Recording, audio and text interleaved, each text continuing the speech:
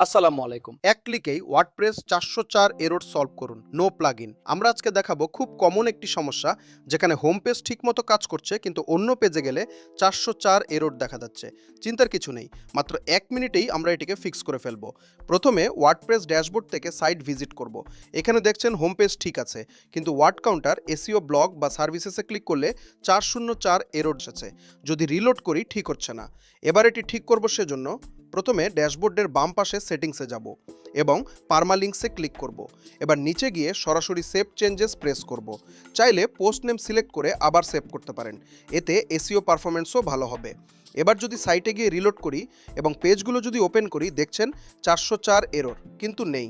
এর পরেও যদি ঠিক না হয়, সেজন্য আমরা সি প্যানেলে গিয়ে ফাইল ম্যানেজারটি ওপেন করব। পাবলিক এসটিএমএল এ ঢুকে এসটিটিএস ফাইলে রাইট ক্লিক করে এডিটে ক্লিক করব। এবার ফাইলের সব কোড ডিলিট করে ওয়ার্ডপ্রেসের ডিফল্ট কোড পেস্ট করব। এরপর সেভ ক্লিক করব। এই কোডটি ভিডিও ডিসক্রিপশনে আমি দিয়ে দিব।